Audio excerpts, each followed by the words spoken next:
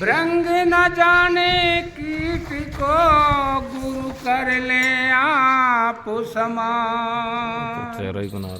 गुरु है बड़ गोविंद से तू मन में देख विचार। हरि सुमरे सो बार है गुरु सुमरे सोई पार। सब संतन को बंदगी मेरी अपनी अपनी ठोर। शब्द विवेकी पारखी सो माथे की मोर। परम आदरणीय आज सत्संग के सभापति महोदय, बड़े विद्वान संचालक जी, पांडाल में विराजमान संत भगवान, परमपिता परमात्मा को हृदय में धारण करने वाले श्रोता बंधुओं, इस कलिकाल में धर्म को धारण करने वाली मातृ शक्ति, सभी के चरणों में शीश नवाकर और सभी के चरणों में दंडवत प्रणाम करता हूँ। सबको जय श्री राम। सत्संग मेरे से पूर्व वक्ता जो संत महात्मा और विद्वान भाई सत्संग पे बहुत अच्छा प्रकाश डाल के गए, बहुत ही अच्छी बात बताई। जैसी जिसने अपने शास्त्रों द्वारा, अपने गुरु के द्वारा जो भी बात उन्होंने सुनी वो हमारे सामने रखी। अब इसमें से मुख्य सत्संग का उद्देश्य क्या है कि जिस प्रकार अच्छी अच्छी बातों को ग्रहण करना और बाकी बातों को उड़ा देना सूप की तरह। अब विचार करने वाली बात है, हमारे मानस जन्म की बात हुई कि बड़े भाग मानस तन पावा सुरदुर्लभ सदग्रंथन गावा। हर संतों ने, नानक साहब ने कहा है, जो नानक पंजाब में हुए उन्होंने लिखा है कि लख 84 जोन समाई और मानस की प्रवृत्ति बढ़ियाई। इस पौड़ी से जो नर चूके आए जाए दुख पाइंदा। यानी सबका उद्देश्य एक ही है कि हमको लख 84 योनियां भोग कर हमको मानस जन्म मिला है। अब विचार करने की बात है क्यों मिला है। अब हमारे संतों ने, जैसे भाई अभी बोल रहे थे भगत जी, कि कर्मन की रेखा टारी नाटर है।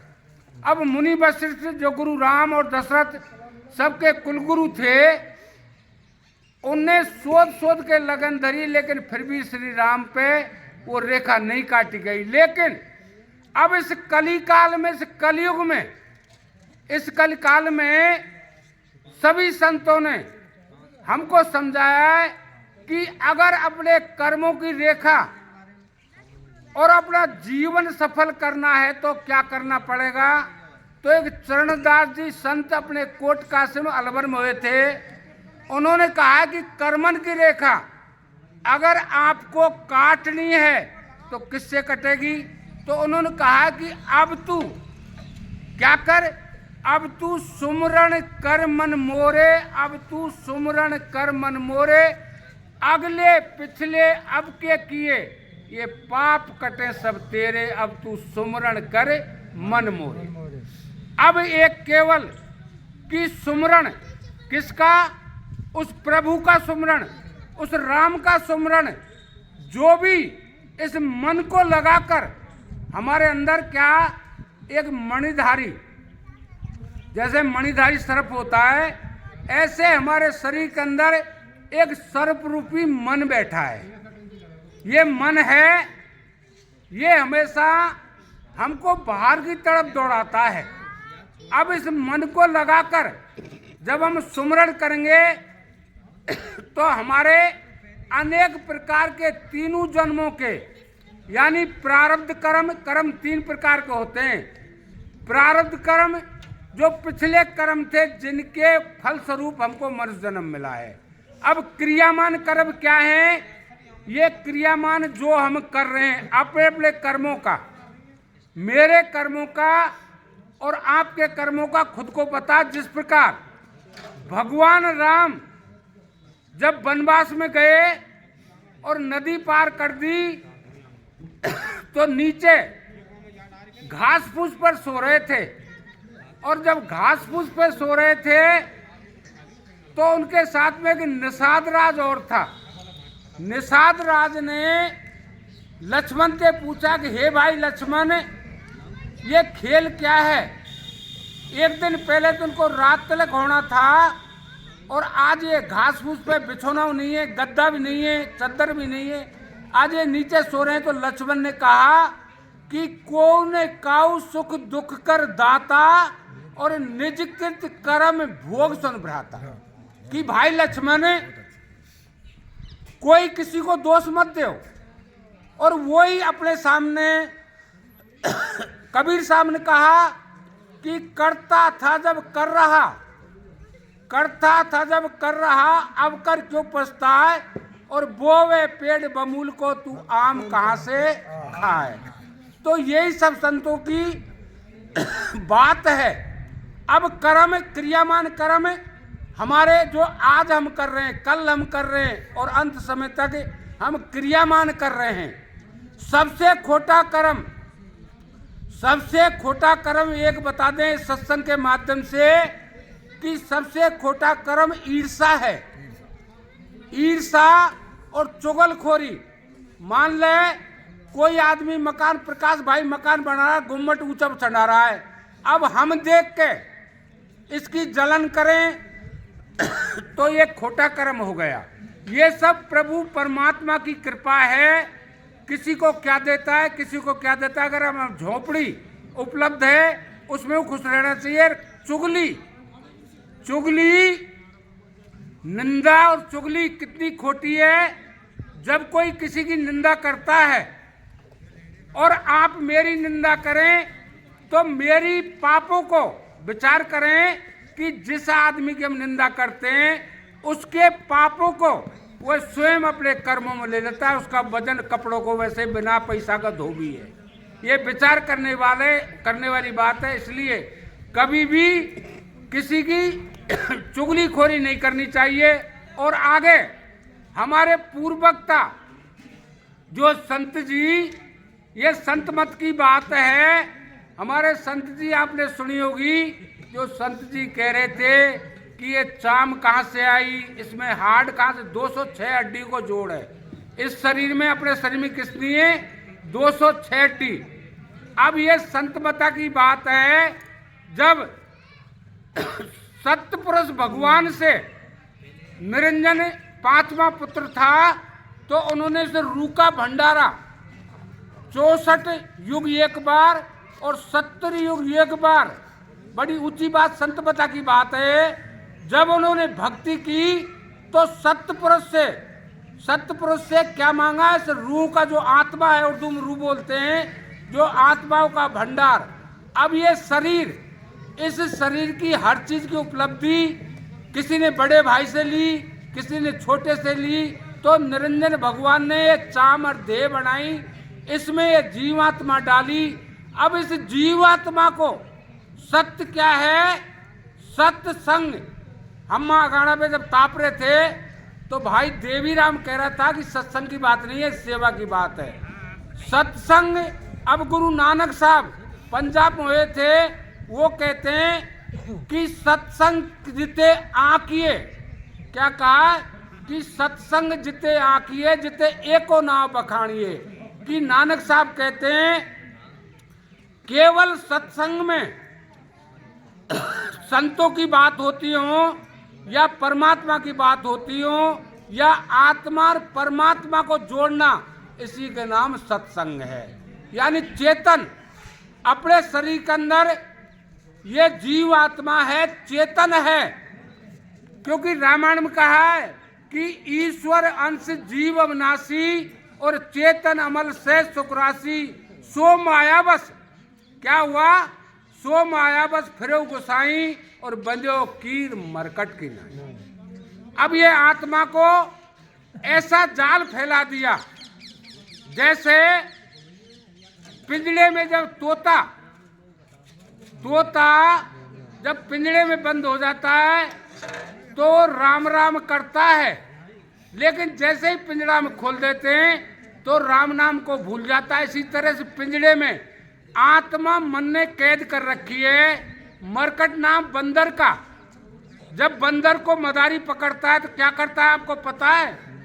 जब मदारी जहाँ झाड़ी झीकट होते हैं, जहाँ बंदर होता है, माँ केवल चने और छिलके किसमें गाड़ता है? कुम्हार किसे एक घड़ा लाता है, मिट्टी का बर्तन लाता है और उस मिट्टी के बर्तन में बंदरों को दिखाकर और चने और केले डाल देता है। अब मदारी झाड़ी के पीछे छुप जाता है और जब बंदर आता है और मोह के कारण वो चने के उस मटकी में हाथ डाल देता है और मुट्ठी बांध लेता है।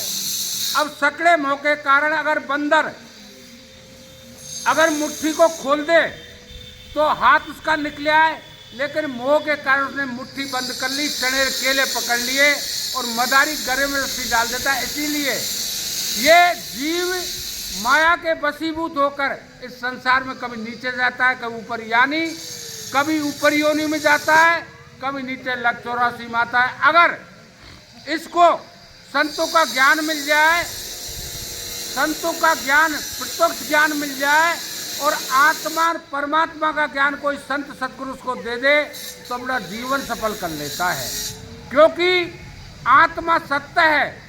सत्संग किसको कहते हैं? सनातन किसको कहते हैं? जो चीज सत्य है, जिसका कभी नाश नहीं होता, फना नहीं होता, उसी का नाम सत्संग है।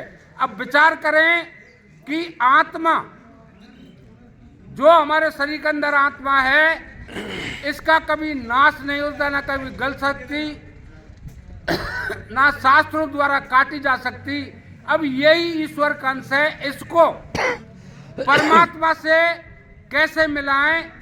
तो एक किससे मिलती है वो भी सुने। कबीर साहब कहते हैं कि शब्द बिना श्रुत आंधरी, शब्द बिना श्रुत आंधरी, कहो कहाँ को जाए और द्वार ना पावे शब्द को, ये फिर भटका खाए।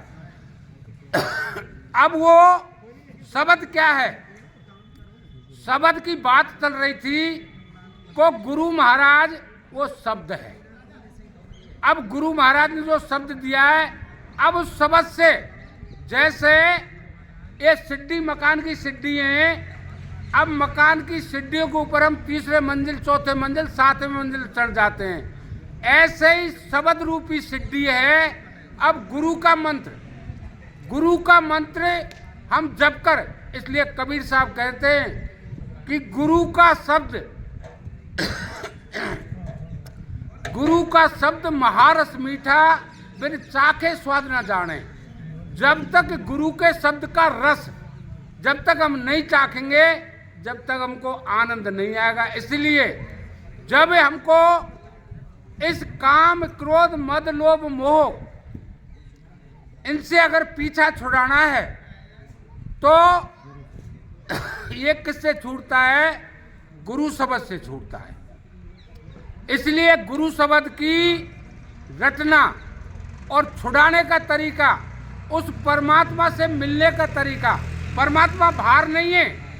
अभी विचार करें, प्रकाश भाई कल मेरे से फोन कर रहा था, प्रकाश कह रहा था यार कुछ लोग राम की बुराई करते हैं। मैंने कहा प्रकाश भाई, ये मंदोदरी ने रावण से कहा था कि राम विमुख प्रभु हाल तुम्हारा, बचा न कोई कुल रोह नहारा। कि राम से विमुख यानी राम से दुश्मनदाई लेने वाले का हाल रावण जैसा हो जाता है। राम विमुख कोई नहीं है। लेकिन राम की परिभाषा कि राम, कबीर साहब ने कहा कि सब घट मेरो साइया, कि ऐसी कोई जगह नहीं है जहाँ राम नहीं है। सब घट मेरा साइया और सुनी सेजना कोय, बलहारी उस घट की जागट प्रगट होए। कि जिन्होंने हमें, इन संतों के पास क्यों जाते हैं, इन महात्माओं के पास क्यों जाते हैं, क्यों उनके पैर पकड़ते हैं, क्यों उनके पैरों में लुढ़कते हैं? क्योंकि इन्होंने रात दिन भक्ति करके उस नाम को, उस शब्द को प्रकट कर लिया। और इनने प्रकट कर लिया तो वो मार्ग वो महाराज हमको ये बताते हैं, जैसे दादू साहब अपने राजस्थान में नरैना में एक संत हुए थे। उन्होंने अपने शिष्यों को बताया था कि राम मिलन के कारण, कि राम मिलन के, भाई राम के मिलने की इच्छा है क्या तेरी? संतों से, अपने शिष्यों से पूछी कि राम से मिलने की इच्छा है क्या? कि राम मिलन के कारण जो तू फिरे उदास, और संतन में ही शोध ले राम इन्हीं के पास। अगर तू राम से मिलना चाहे, भगवान राम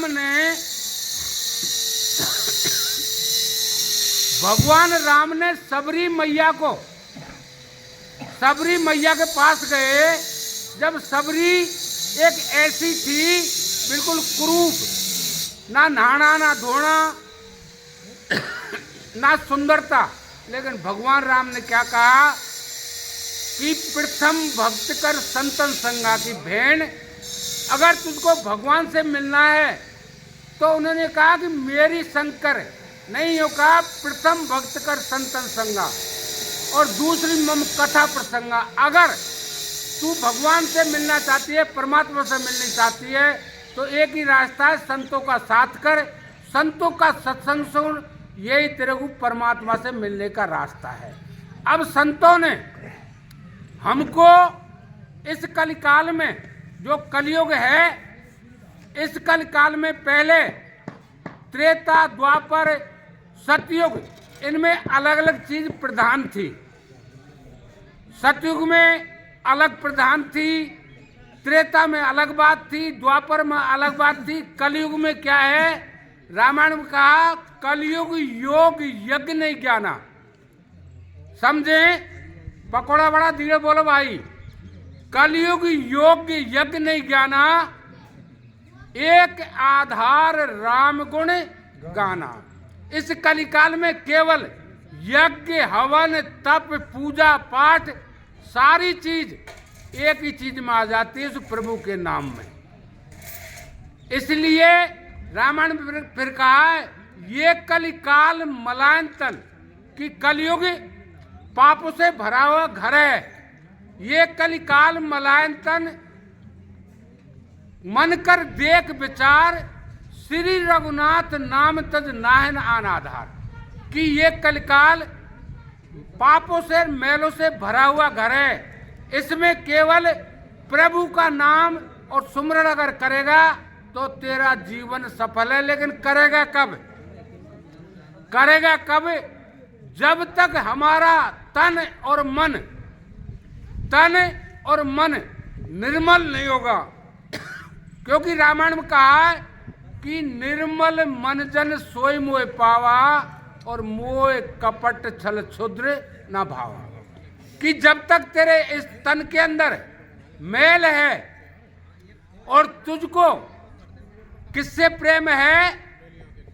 अस्त चरम में देह में। जो तुलसीदास जी घरवाड़ी रत्नावली थी, जब तुलसीदास जी जब रात को अपनी घरवाड़ी अपने पियर में चले गई, जब तुलसीदास जी एक काम आतुर होकर, काम वासना की याद करके, और वो अपने पत्नी के पास गया, जब पत्नी ने क्या कहा कि अस्त चरम में देह में या में ऐसी प्रीत, यही प्रीत होती रघुनाथ से, होती ने बब्बीत।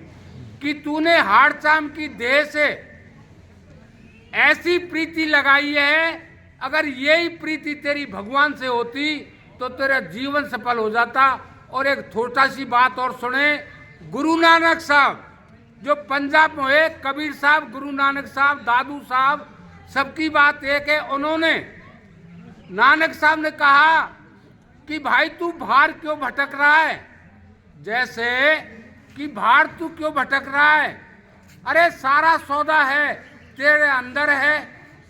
इसलिए नानक साहब एक हेली के रूप में कहते हैं, हेली के रूप में नानक साहब कहते हैं कि भाई तेरे सारा सुख है जो तेरे अंदर है, बाहर तेरे को कोई चीज नहीं मिलेगी। विचार करें कि परमात्मा, बड़ी विचार करेगी, परमात्मा सारे कायनात को, सारे संसार को, सारी सृष्टि को जो चला रहा है वो क्या चार दीवारी के अंदर बंद हो सकता है क्या? छोटी सी विचार करें सभी कि वो बंद हो सकता है क्या? लेकिन हमारी आस्था का विषय है, मंदिर मस्जिद हमारी आस्था का विषय है, लेकिन वो प्रभु सबके घट के अंदर है, और जब घट में प्रकट हो जाएगा तो बाहर भी प्रकट हो जाएगा। इसलिए हेली के रूप में नानक साहब कहते हैं कि हेली मारी भार भटके काई, चारे सब सुख है घट माई। हेली मारी बाहर भटके काई, चारे सब सुख है घट माई। हाँ सब सुख है घट माई, चारे सब सुख है घट माई। हेली मारी बाहर भटके काई, चारे सब सुख है घट माई। अब संत कहते हैं कि हेली किसको कहा है? इस आत्मा के लिए कि तू मन के मत से बाहर क्यों भटक रही है, बाहर हम कैसे भटक रहे हैं? जैसे कबीर साहब कहते हैं कि क्वारी रोवे बिहुली, क्वारी रोवे बिहुली, ले ले पिया को नाम, और आँखिन से देखो नहीं अन रोए जगायो गाँव। जब तक पिया परसे नहीं, फिर क्या कहा है कि जब तक परमात्मा के प्राप्ति नहीं होती, जब तक पिया परसे नहीं, तू गुड़ियन के संग खेल, और जब तो कु पिया मिले तू गुड़ियन दीजो ढकेल। कुआरी को ब्याही मिली, यानी कुआरी को ब्याही मिली, और बोले अटपटे बेन, और ब्याही को ब्याही मिली तो मिला सेन में सेन। एक कुआरी लड़की और ब्याही त्याई लड़की जब ससुराल से आए, और कुआरी लड़की उससे पूछे कि बहन ससुराल में कैसा सुख भोगा, तो कुआरी लड़की विश्वास नहीं करेगी ब्याही का। इसलिए मनमुख और गुरमुख दो रास्ते हैं, मनमुख आदमी और गुरमुख आदमी। गुरमुखों की चाल एक जैसी होती है और मनमुख हमेशा तीखा चलता है। इसलिए नानक साहब कहते हैं हेली मारी बार भटके काई, चारे सब सुख है घट माई। हेली मारी बाहर भटके काई, चारे सब सुख है घट माई। हेली घट में ज्ञान विचारो, या में कौन है बोलने हारो। हेली मारी दे भाई सारो दे दो थोड़ा सा। हेली मारी घट में ज्ञान विचारो, या में कौन है बोलने हारो। हेली मारी घट में ज्ञान विचारो,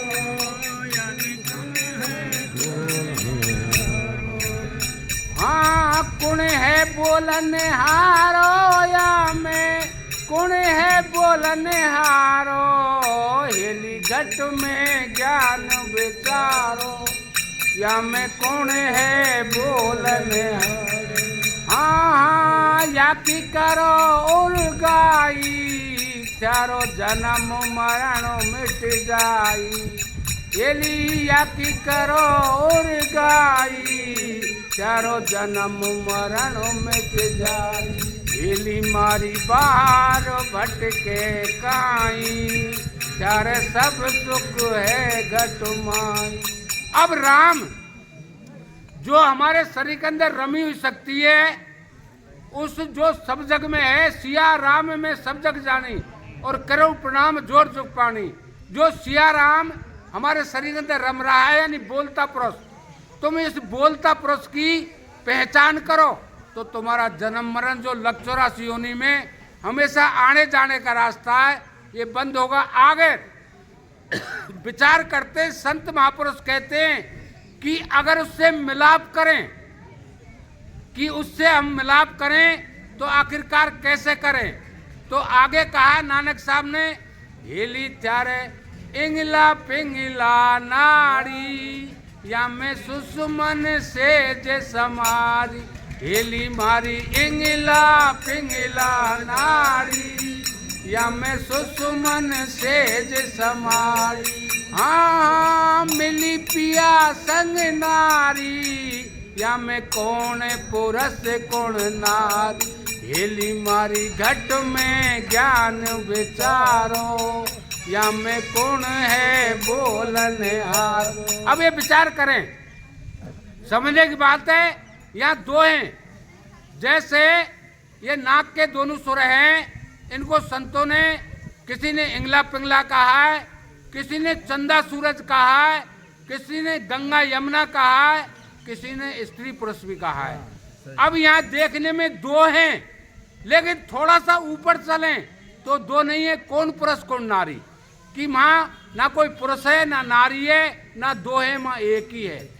इसलिए आगे संतों ने कहा है, हेली माँ बाजे किंगरी बीन सितारा, माँ सतगुरु जी का झनकारा, हेली मारी बाजे बीन सितारा, माँ सतगुरु जी का झनकारा, हेली मारी बाजे बीन सितारा।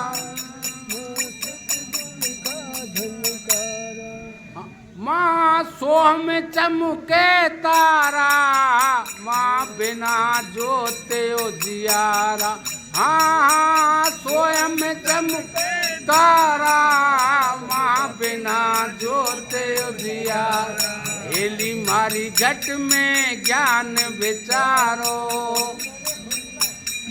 अब संतों ने कहा है कि जब तुम अंदर अपने शरीर में, हमारे भाई जैसे भजन बोल रहे थे दादू साहब का, तो ऐसे ही जब अपने आप में तुम प्रत्यक्ष करेंगे तो ये नजारा आएगा, आपको बिना ज्योति की उजियारी होगी और माँ झिलमिल झमकाट सीताराम। अभी लास्ट कड़ी और है, हेली मारी गुरु कबीर मिला पूरा, जिन्हें वचन दिया है भरपूरा, हेली मारी साहिब कबीर मिला गुरु पूरा, जिन्हें वचन दिया भरपूरा, हाँ हाँ नानक के चरणों की धूरा, माँ आठों पैरे हजूरा, हाँ हाँ नानक के चरणों की धूरा, माँ आठों पैरे हजूरा। इसलिए उस राम को, इसको, इस ज्योति को, इस चिंगारी को, इस प्रकाश को किसी ने स्वयं कह दिया, किसी ने राम कह दिया, मुसलमानों ने अल्लाह कह दिया, किसी ने गॉड कह दिया। अब केवल यही अपने अंतर की आवाज है, और अंदर देखेंगे तो हमारे सारे कर्मों का, जैसे जबी नाम, कबीर साहब ने कहा, जबी नाम हृदय धरो और भयो पाप को नाश, और जो चिंगारी आग की पड़ी पुरानी घास। जैसे एक तिल्ली करोड़ मण घास को नष्ट कर देती है, ऐसे ही हमारे कर्मों का सारा नाश उस नाम के जरिए हो जाता है। जब नाम का सुमरन करते हैं तो हमारे सारे पाप दूर हो जाते। जैसे रामायण में कहा है, रामायण में कहा है भगवान राम ने अपने सेवक से कि कबहु काल व्यापे नहीं तोई, और सुमरे भजे निरंतर मोई, कि मेरा नाम का सुमरण करेगा तो काल रूपी सर्प तेरे पास नहीं आएगा। और बाबा ने जयकारा दे दिया, बोलिए सीताराम भगवान।